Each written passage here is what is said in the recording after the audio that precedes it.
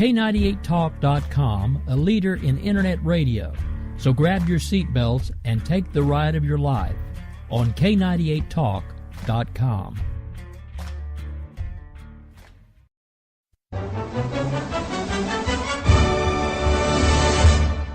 Mark your calendar for May 21st through the 23rd for the Southern Republican Leadership Conference in Oklahoma City. K98 Talk's Rick Robinson and Grouchy from the Conservative Curmudgeon radio show will be there to cover each day's events. Join them at the conference to hear keynote Republican speakers. Now, here's Oklahoma Governor Mary Fallin.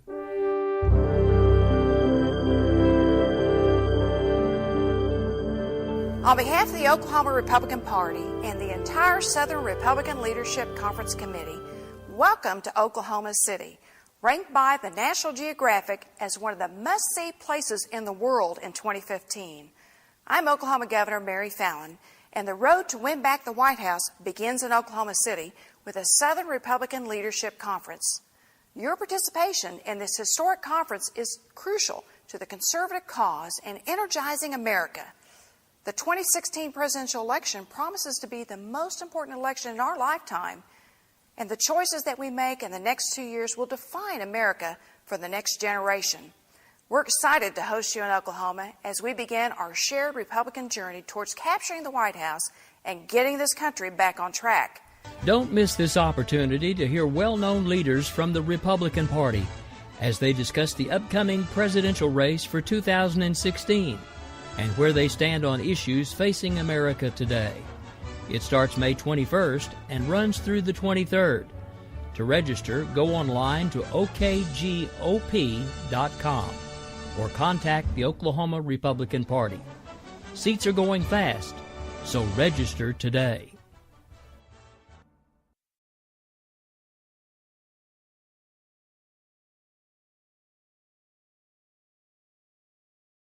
We will keep this promise to the American people.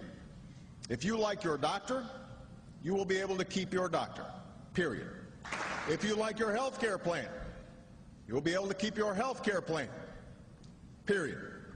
This is the most transparent administration in history. Not even a smidgen of corruption. Fact is, we had 4 dead Americans. What difference at this point does it make? If you got a business, you didn't build that. Oh, welcome to the face. Welcome to the face of the new democracy. Come expect us to admit a mistake. We're paying off election debts to those on the take. Attorney General's lying even while It's time to hear the truth about America's biggest challenges. You're listening to America Off the Rails with your host, Rick Robinson.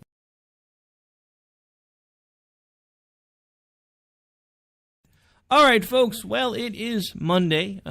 For those of you still suffering through the Monday blues, we do have a pretty good lineup coming for you, so hopefully we'll help you get rid of some of those. Of course, this is America Off the Rails. I'm your host, Rick Robinson. This will be an abbreviated show, thanks to a technical issue here. I couldn't seem to get all of the interfaces to work together today. Could have something to do with the fact that I'm waiting for the Ark to float by any time now. It has been nonstop, constant raining all day.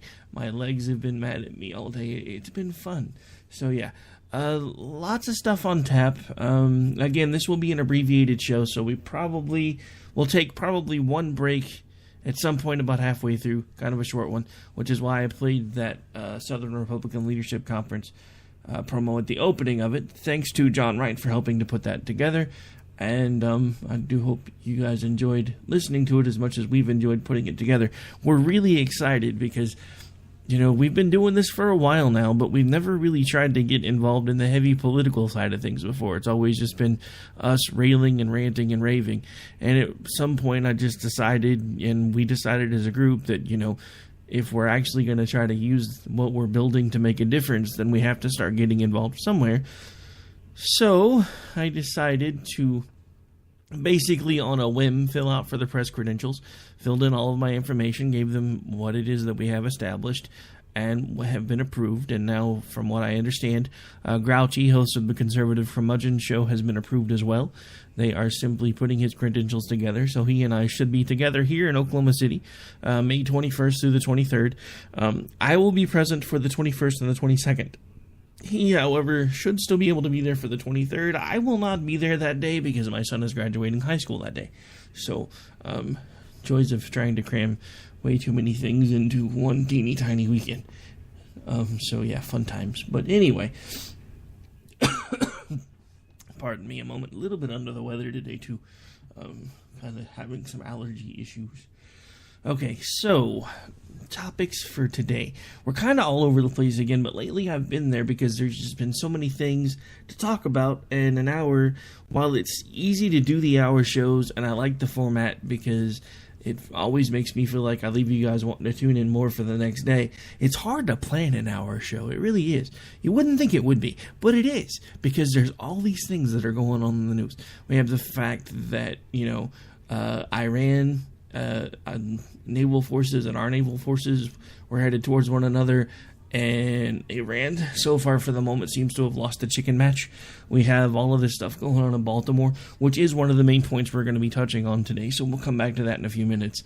And then we have the whole continuation of the civil rights issues with gay marriage, because now we have Muslim bakeries that are being reported in the news as refusing to make gay wedding cakes. However, nobody's filing any type of civil lawsuits against them for failing to do so. We also have some Christians who I don't necessarily agree with, who have decided to flip the tables and go into gay bakeries and ask them to put Bible verses condemning homosexuality and anti-gay images on cakes. There was a recent lawsuit where someone actually lost their appeal for that, and I'll explain why I think that happened here in just a few minutes as well.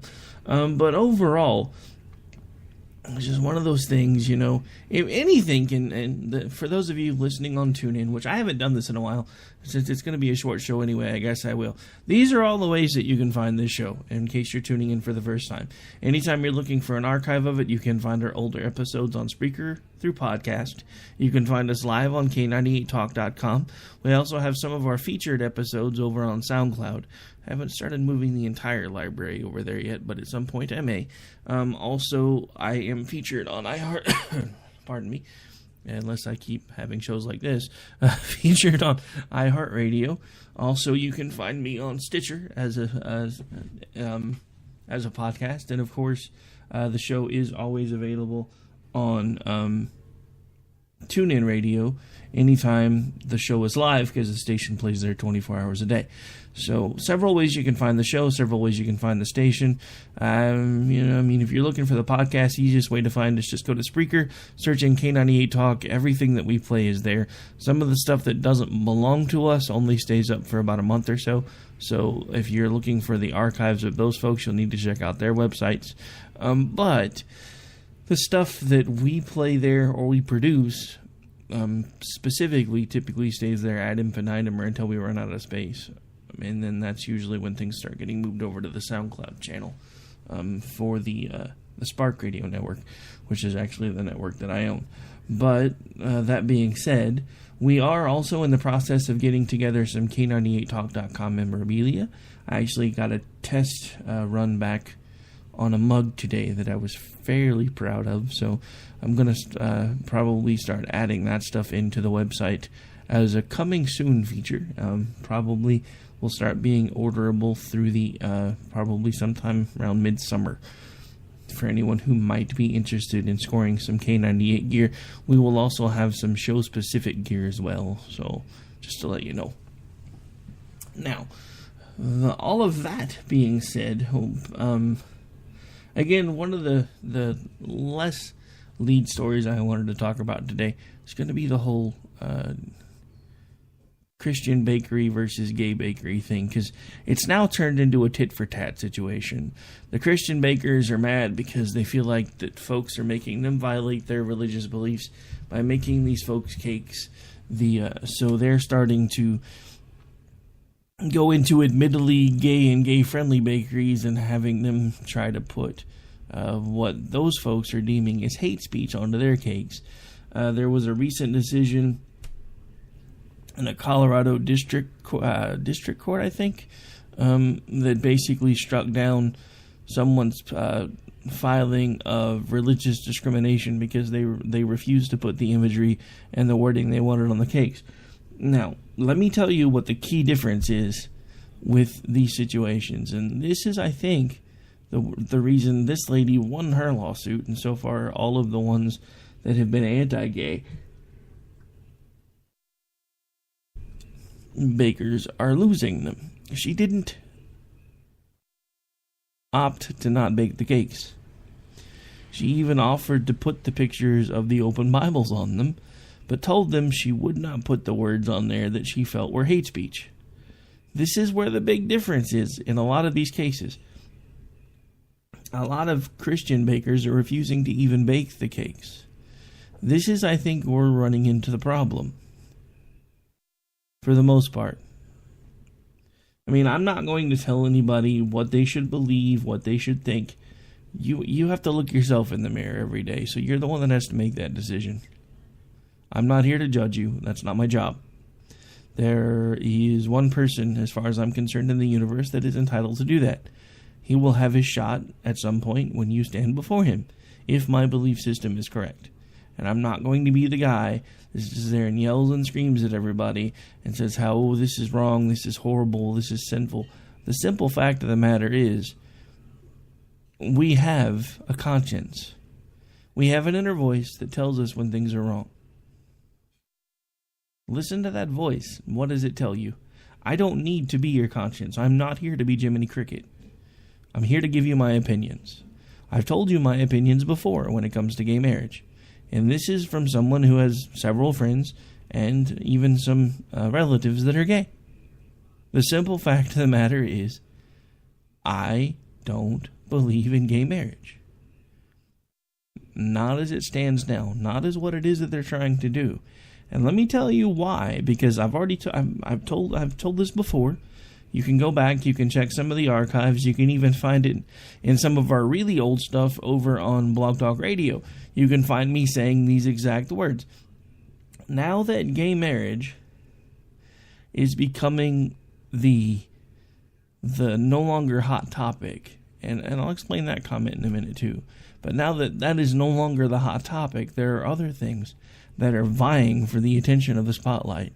One of them was actually said pretty aptly today, because for those of you who missed it, and I personally did not watch it, Ms. Jenner, or Mr. Jenner, or whatever the hell he wants to be called these days, which confuses me because he says he's a woman, but he hasn't apparently picked out a female name yet. So even the folks that are all pro-transgender and yada yada are like, I don't know what to call him because he's still using the name Bruce, but he says he's a woman. Do I call him a he or do I call him a she? Call him Bruce. Yes, I said him. Sorry, I know what he said. I did listen to enough of it through sound bites to know a lot of what he said. But, you know, something caught my eye today while I was researching, flipping through channels. I happened to land on CBS's, I think they call it The Talk. It's like their answer to The View.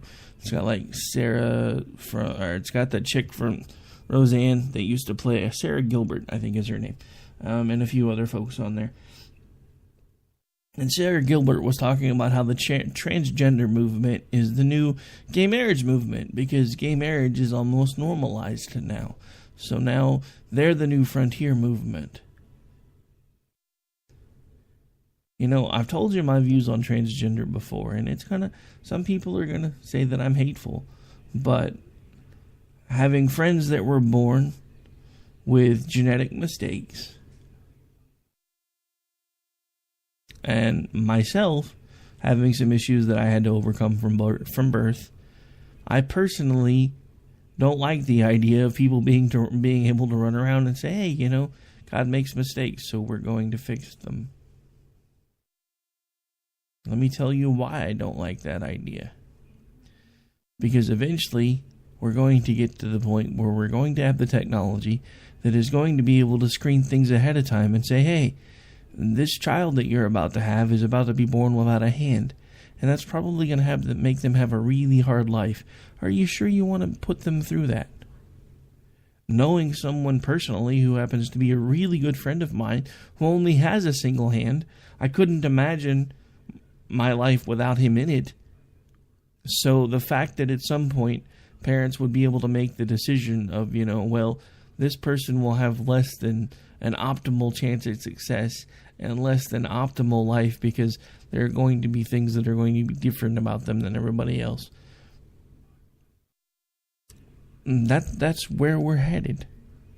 That's where we always wind up. Look at the eugenic stuff.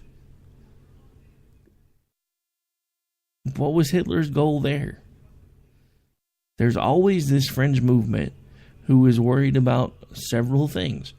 And some of this stuff, Rod and I even touched on a little bit. If you missed it last Friday, he actually spent the whole hour with me. And he pointed out some things that I've been saying for a while. And for once, they didn't come from an old fat white guy. Like the fact that Planned Parenthood, in all of their vestigial glory and their vesting of themselves in this righteous role for the people, was ultimately founded as a population control mechanism. You can find it in their original writings in history. That is exactly what they said.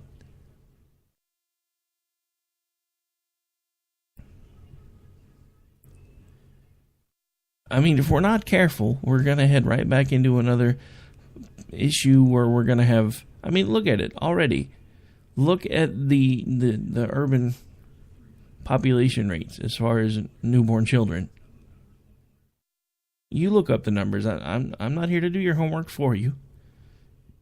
You can find them. Google is a lovely thing. But the simple fact of the matter is there are so many things that are wrong in our country right now that the last thing I'm honestly really that concerned about is whether Bruce Jenner thinks he's a man or a woman. I can point out the reasons why I think it's a terrible thing, and one of them is because I don't like the idea that people can run around screaming how God makes mistakes. But, not everybody believes in the same God that I do, and some people believe there isn't one. So I can't hold them to my standards. All I can do is give you my opinions and move on. Now, back to what I was saying a moment ago from the talk about the transgender thing being the new gay marriage movement. There's another movement that's trying to gain traction that nobody's really talking much about yet. And that's the whole pedophilia movement. There have been so many people coming out of the shadows now that are pedophiles, that are trying to say, hey, it's not my fault I'm born this way. I am wired to love children. There are now even websites in places like Japan that will sell dolls for people to do unspeakable things to. And this is my point. Because there are a growing number of people in this country who don't believe there is a God. They believe we are no different than the animals, that we are ourselves not apart from the animal kingdom, but a part of the animal kingdom. And the simple fact of the matter is, since there are so many people that feel that way, and it's a growing number, there are more and more people that are basically just saying, screw it, I can do whatever I want. There are no consequences. None. There are no consequences to my actions because this is all we get. We get to go around once. We might as well have as much fun as we want because when we're done, it's over. And I hear all of the folks on the left and even some folks on the right that are talking about how if you need religion to make you a good person, then obviously you weren't a good person to begin with. I hate to tell you this, folks, but by biblical standards, none of us were ever a good person. We were born into sin by something that wasn't even our fault. I'm not the one that told Adam and Eve to screw up, but I still have to deal with the consequences. That's the whole point. That's why we need salvation. That's why these things are important. That's why some of us are still trying to hold things to a certain standard. And I'm not trying to sit here and beat my own chest and tear my clothes. I fail every day. I become angry when I shouldn't. I yell when I shouldn't. I say things I shouldn't. I am by no means trying to stand before you as a paragon of virtue. What I am trying to do is tell you that of what my beliefs are, and let you make a decision as to whether or not your beliefs align with mine. If they don't, fine.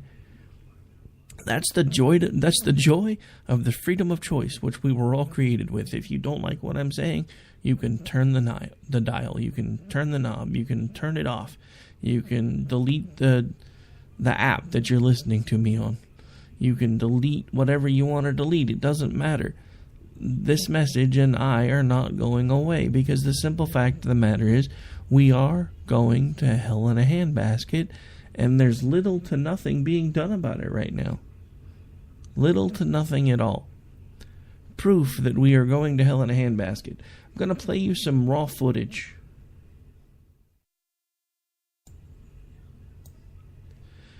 Now, it's raw video footage, but you can still hear the audio fairly well. It may be a little distorted because I'm going to turn it up just a little bit more than I usually do, just to try to make sure that you guys can hear all the different background noises. This was actually going on in Baltimore the day after Rod and I had some pretty good discussions about where he feels race relations are in this country, and I'll kind of touch on my thoughts on that when we come back from the clip here.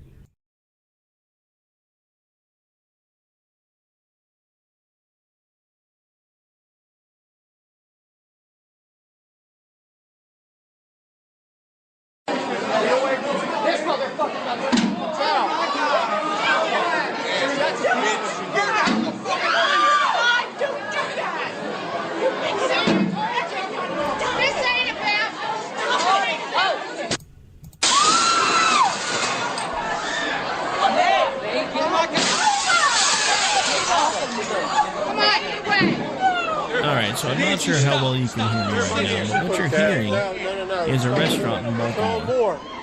Folks are outside throwing things in the windows to break them with people inside the restaurant. That's what you're hearing right now.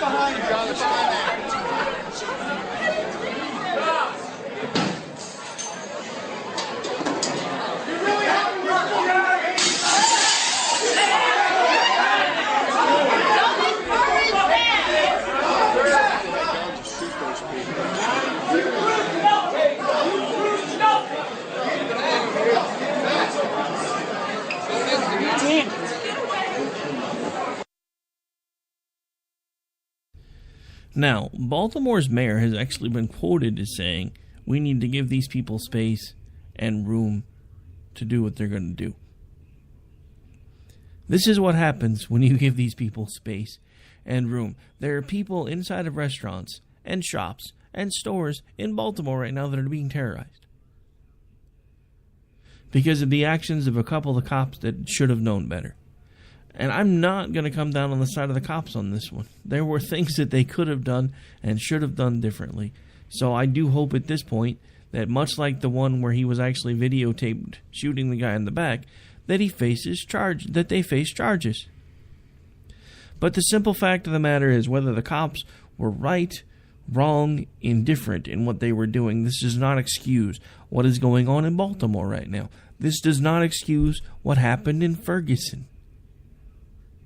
When did we suddenly become the country where when things don't go our way, we throw a fit and break shit? When did we turn into these people? And this was one of the things that I wanted Rod to touch on last Friday, because he's not an old fat white guy. And I wanted to specifically ask him, as an African American, do you feel that race relations are better now under Barack Obama? Are they worse, or are they the same? And he said the same thing that a lot of us have been saying for years. At this point, we are pre-1960s race relations levels. And it doesn't help that the president keeps getting involved in the middle of it. It makes no sense for him to continue to get in it. You know, we have dignitaries of state dying, and they don't send people. But anytime there's a police-related death that they think furthers their narrative of how bad things are, then the first thing they do is send more of their representatives down there. I mean, the simple fact of the matter is these cops probably screwed up. I'm not going to say they definitely screwed up because I haven't heard enough about the story. I don't have all of the facts. But from what I have in front of me and what I've been able to see, these cops screwed up. But this doesn't excuse the behavior that's going on in Baltimore. And for an elected official in Baltimore to just say, nah, we're just going to let them vent for a while.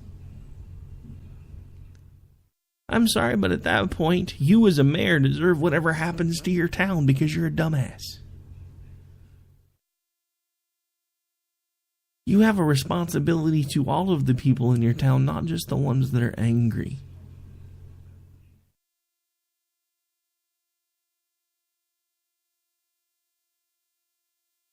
I mean, you have a responsibility to all of the people in your town.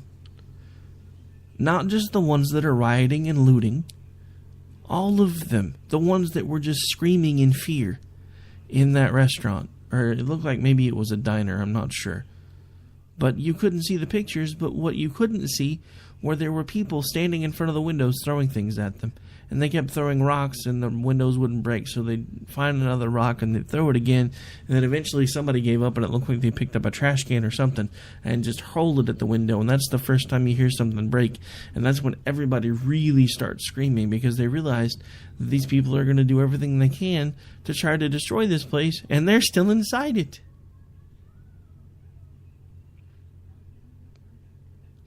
What kind of a country do we live in today? Where something unspeakable and unthinkable happens and people take to the streets and riot and loot and steal.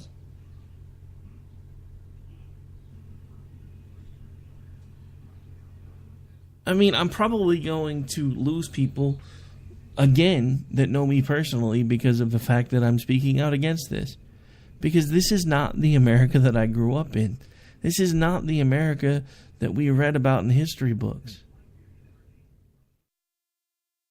When this stuff was happening in the 60s, there was so much more to fight for. You guys that are screaming and yelling and rioting and looting, you've already won the war. All you're doing now is prolonging the battles. Yes, there are bad cops. It doesn't help that we live in a 24-hour news cycle where if it bleeds, it leads, because now we're hearing about nothing but the bad cops, and we rarely hear about the good cops. What about the cops that risk their lives to pull people out of burning cars? There's been a video going around about that for a while. Nobody's talking about that one because that puts the cops in a good light. The simple fact of the matter is there are lots and lots and lots of good cops. Plain and simple. There are lots of good cops.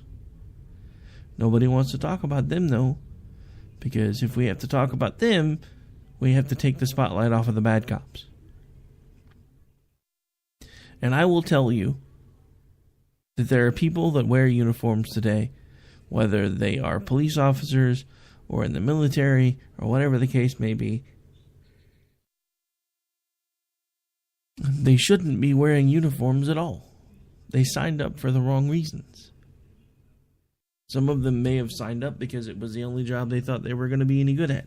Some of them may have signed up because they were done with their military training and law enforcement seemed like the next logical step. But the simple fact of the matter is there are folks that do this job every day that consider it a calling. They're there to make a difference. They're there to make sure that people are safe. Those are the ones that we should be spotlighting, while we quietly weed out the ones that shouldn't have a badge in the first place. But we can't do that because the good stories don't sell copy. The good stories don't get clicks. The good stories don't get shares. Because we as a people, while we stand so morally opposed to violence on a daily basis, we lap it up in any form that we can find it. While we tell everybody that we are this morally high-grounded species who really doesn't like to hurt other people, we glorify violence in any way that we can find it. In any way that we can find it. Look at the video games that our children play today. And I will be the first to admit this is another one of those issues where I am in a glass house, so I'm not necessarily throwing stones. I have let my children play video games that I probably shouldn't have. But the simple fact of the matter is, we can't on one hand talk about how much we as a society detest violence when violence is all we sell. It's all that sells in our newspapers. It's all that sells in our online webzines. It's all that sells in our video games, for the most part. It's all that sells on TV and in the movies. It's all the stuff that we know we shouldn't do. It's the violence and the sex and the illicitness and all the bad things that we as a people, for the most part, try not to do. So we live vicariously doing them through video games and movies and everything else. But what we don't realize is we are desensitizing an entire group of people to the violence. I mean, case in point, there was a kid here a couple months ago in my home city that decided he was like 7 or 8 years old, decided he was going to steal his parents' car. Why the hell do you need to steal a car at 8 years old? But he was a good enough driver that he made it from, I guess it wasn't my home city because it was Moore. He made it from Moore all the way to northwest Oklahoma City before he wrecked the car. For those of you who don't know, that's a minimum of a 10 to a 12 mile trip at 8 years old.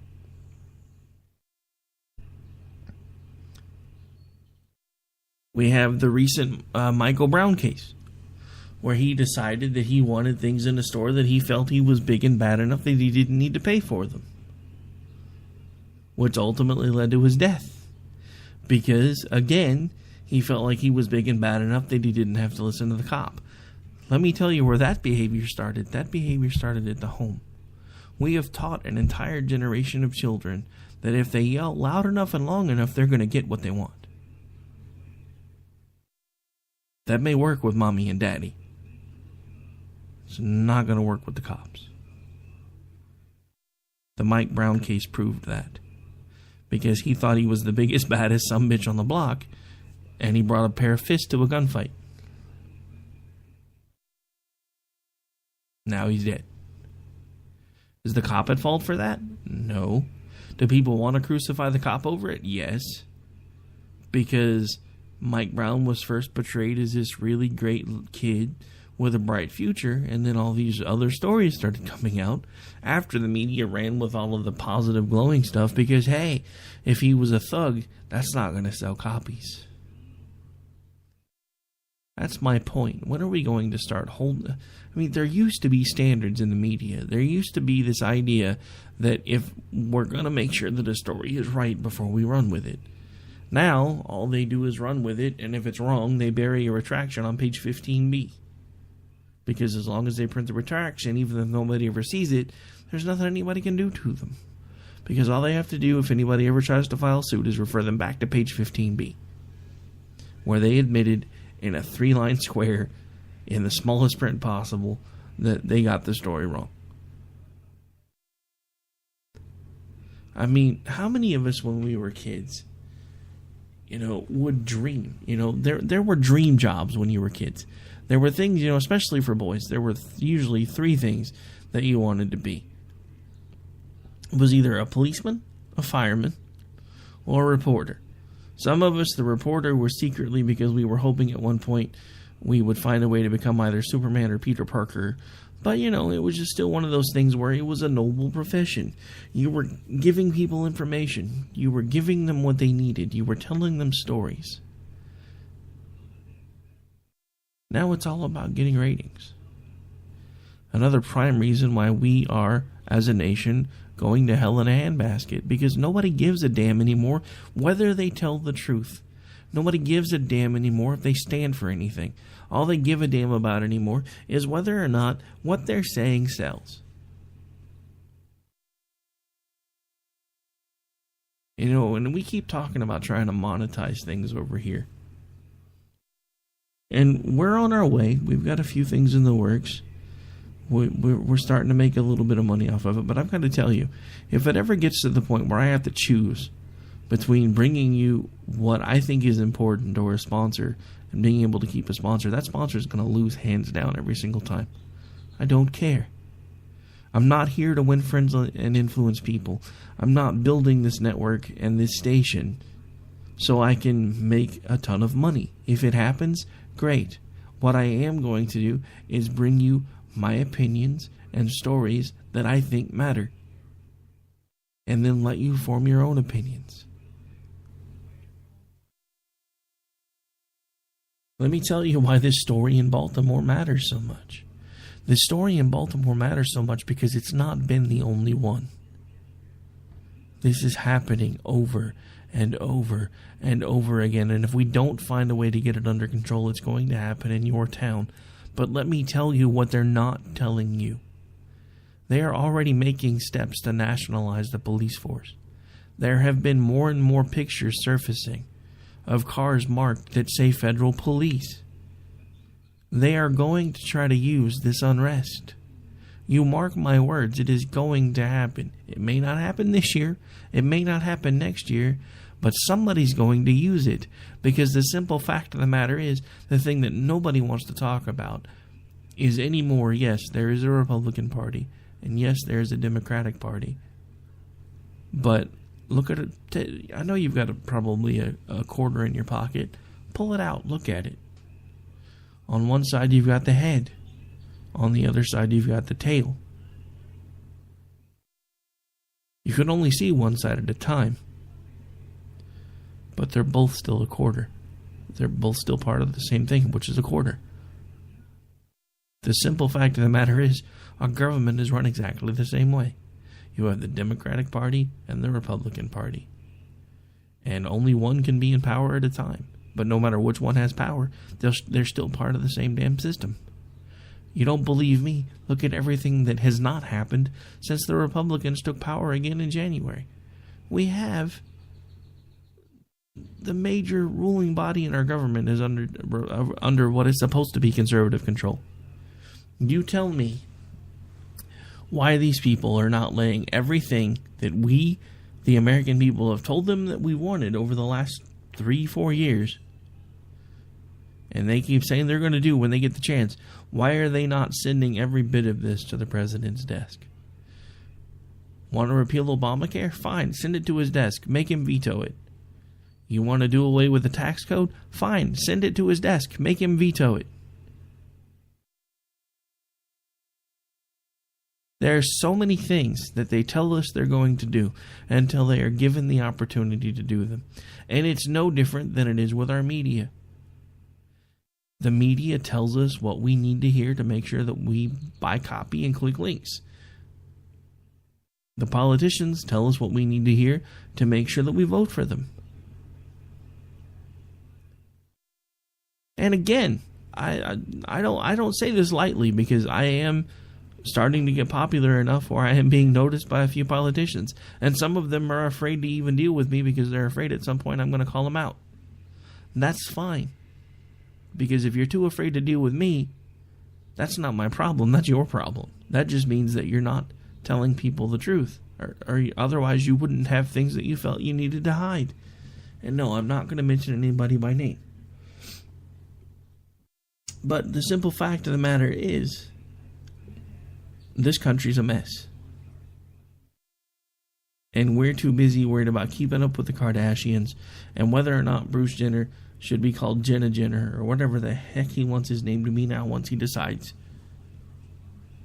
There are so many other things that we should be focusing on. That's why I will give you my opinion on gay marriage all day long. But it's not something we should be focusing on. There are so many other bigger problems.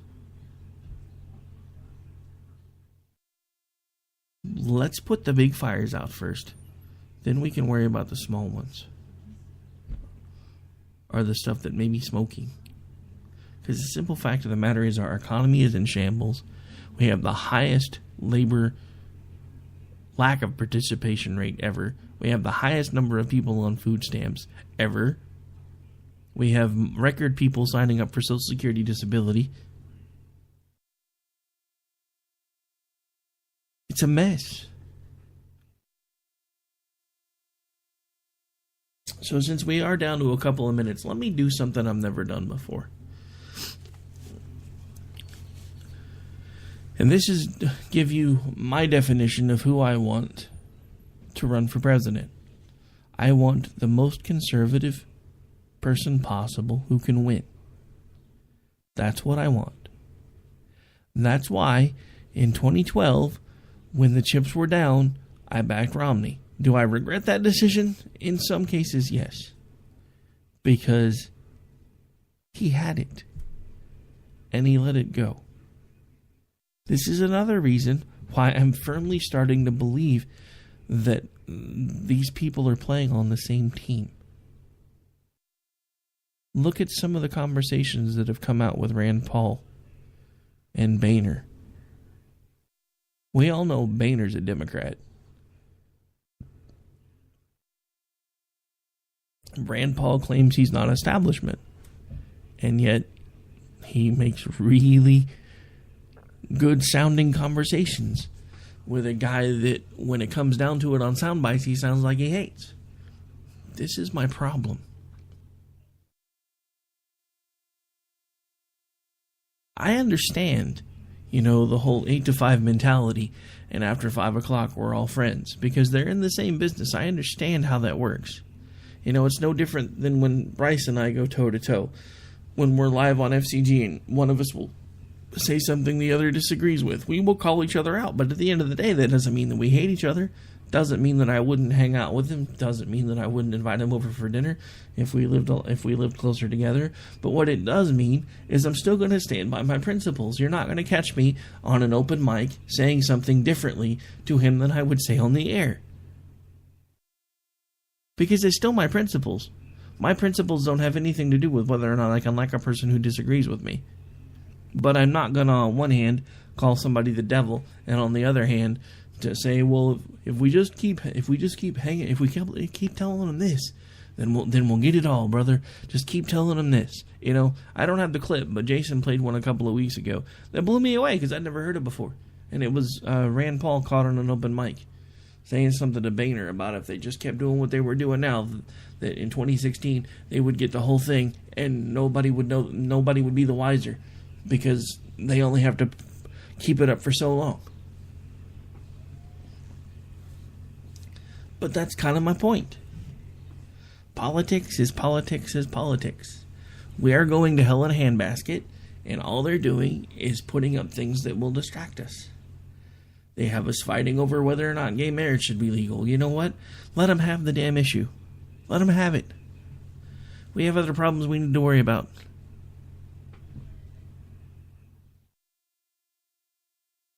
It's called battle lines. You got to figure out where you stand. And we can't fight a war on 12 fronts. And that's what we're doing right now. We're fighting a war on so many fronts we can't even keep up anymore. We've got the liberal media attacking conservatives on a daily basis. We've got the liberal media attacking the anti-gay establishment on a daily basis while they run lockstep with the gay establishment. The simple fact of the matter is, if we just stop fighting, they're going to lose their momentum. I know, some of you are looking at me like I'm crazy right now. But there's a reason I said this, because that was actually my mindset once. Until I started seeing all the other things that are going on now behind the scenes with it. It's not just about gay marriage. And I'll explain more about that tomorrow, because we're about out of time. Alright, so since we didn't take a break, I do want to do one thing real quick, and then I have a couple of spots that I've got to play, and then we'll shut everything down.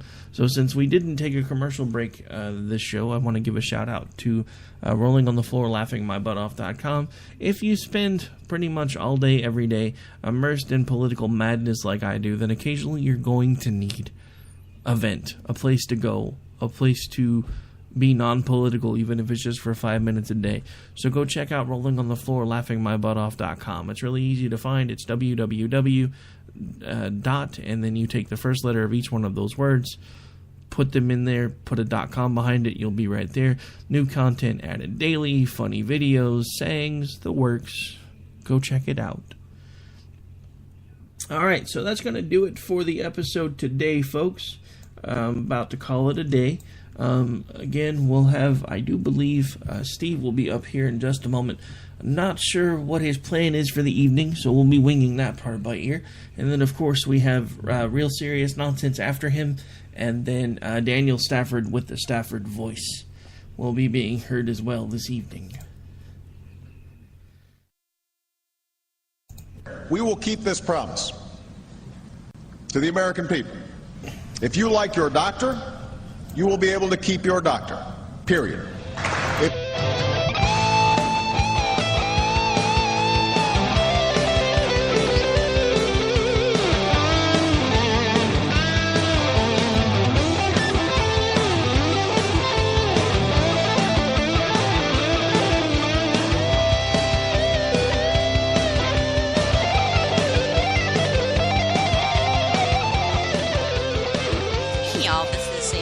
Also known as The Bunny, and you're listening to America Off the Rails.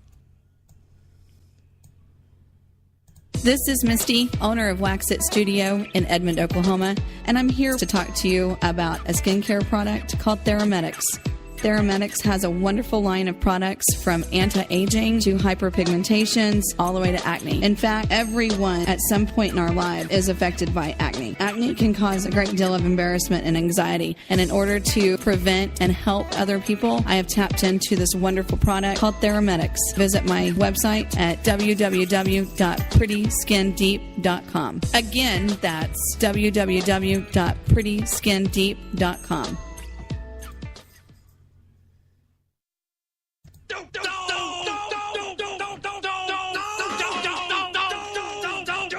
Don't